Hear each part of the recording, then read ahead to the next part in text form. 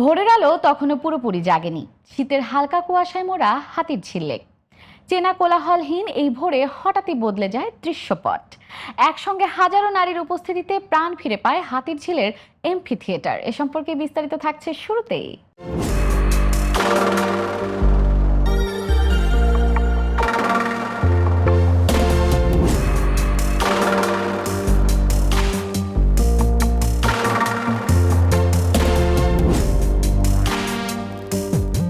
গত শুক্রবার ভোরে ঘড়ির কাঁটায় 6:30টা বাজতে আয়োজকদের ঘোষণা, সবাই ট্র্যাকে যাওয়ার জন্য প্রস্তুত হন। 7 ও 2 কিলোমিটারের দুটি ইভেন্ট।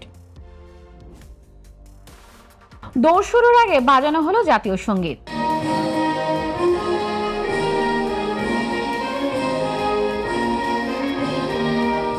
এরপর কাউন্টডাউন। মুহূর্তেই ট্র্যাকে নামলেন 1000 নারী। সুশৃঙ্খল সারিতে দাঁড়িয়ে বিভিন্ন বয়সী অংশগ্রহণকারী 5 বছরের শিশু থেকে শুরু করে শতর্ধ নারী পর্যন্ত। 2 কিলোমিটারে অংশ নেন 300 জন, 7 কিলোমিটারে 700 জন। সকাল 7:45টায় শুরু হয় এই দৌড়। এবারের ম্যারাথনের মূল লক্ষ্য সুস্বাস্থ্য ও সুস্থতা, নারী পুরুষ নির্বিশেষে সমান অধিকার এবং সক্রিয় জীবনধারা গড়ে তোলা।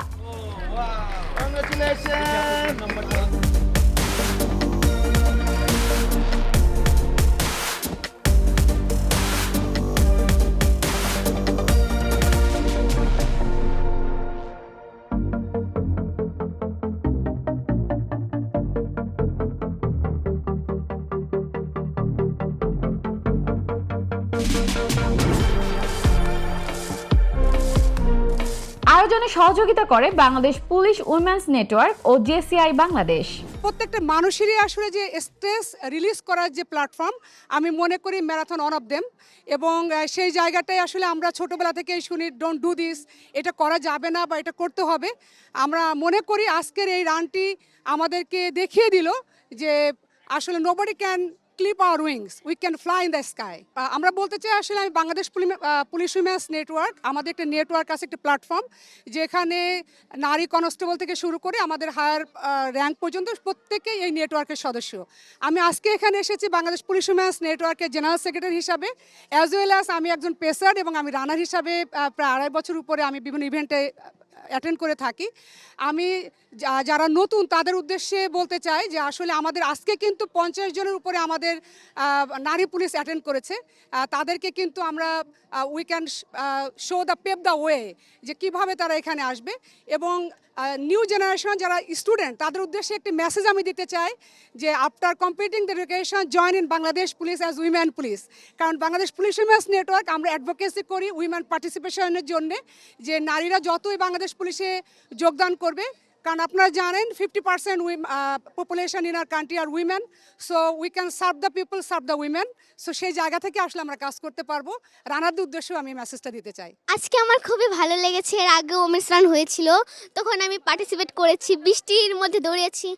আর এবার শীতের মধ্যে খুবই ভালো লাগছে। আমি 2 কিলোমিটার দৌড় দিয়েছি। আজকে আমি 2 কিলোমিটার ফান রানে ছিলাম, 2 কিলোমিটার ফান রানে ফার্স্ট হয়েছি। এবং এটা যেহেতু মেয়েদের ম্যারাথন ছিল, সো আমার অনেক কমফোর্টেবল লেগেছে। So my name is Nayoka Martinez Bäckström and I'm from the Embassy of Sweden. And I really appreciate being part of this event today. I think it's important to promote women's health and well-being. I think it's important to promote a healthy Dhaka city. So we should have more of these kinds of initiatives that bring people together, small kids, 3 years old, all the way to adults, just running and enjoying the company of each other. Overall ইভেন্টটা খুব সুন্দরভাবে organize করা হয়েছে। Everything from the T shirts to the flower crowns, সব কিছুই খুব ভালোভাবে হয়েছে আজকে। 7.5 কিলোমিটারে আজকে আমি প্রথম ফার্স্ট হয়েছি। আমি আমার রানিং জার্নি শুরু করেছিলাম, যদি ম্যারাথন বলেন তাহলে 2018 শেষের দিক থেকে, সেপ্টেম্বর থেকে। তো আমি তখন থেকে আল্লাহর রহমতে চালিয়ে যাচ্ছি আমার জার্নিটা। আসলে যখন আমরা অ্যাক্টিভ পালসের যাত্রা শুরু করি তখন থেকেই আসলে হচ্ছে আমরা নতুন কিছু হচ্ছে করতে চাইতাম। সো তারই পরিপ্রেক্ষিতে আমরা গত বছরে কিন্তু 30শে মেতে আমরা শুরু করি অ্যাক্টিভ পালস উইমেন্স রানের ফার্স্ট সিজন। তখন আমরা এত সাড়া পেয়েছি এই কারণেই কিন্তু হচ্ছে 2026 সালে আমরা শীতের মধ্যে করেছি। প্রথম সিজনটা ছিল বৃষ্টির মধ্যে, এই সিজনটা আমরা চেষ্টা করেছি যেন শীতকালে থাকে এবং সবাই যেন কমফোর্টেবলি রান করতে পারে। এই কারণেই উইমেনদের নিয়ে রান স্টার্ট করা। না, প্রত্যেকটা পুরস্কার আসলে আনন্দের। আজকেরটা আরও বেশি আনন্দের ছিল, কারণ আমি ব্যক্তিগতভাবে এর আগে রান করেছি, কিন্তু এই প্রথমবার অ্যাক্টিভ পালসের সাথে বাংলাদেশ পুলিশ উইমেন নেটওয়ার্কের অ্যাফিলিয়েশন ছিল। সেখানে আমরা প্রায় নারী পুলিশ সদস্য 50 জনের মতো ছিলাম। আজকেরটা ভিন্ন অনুভূতির এবং অনেক বেশি আনন্দের।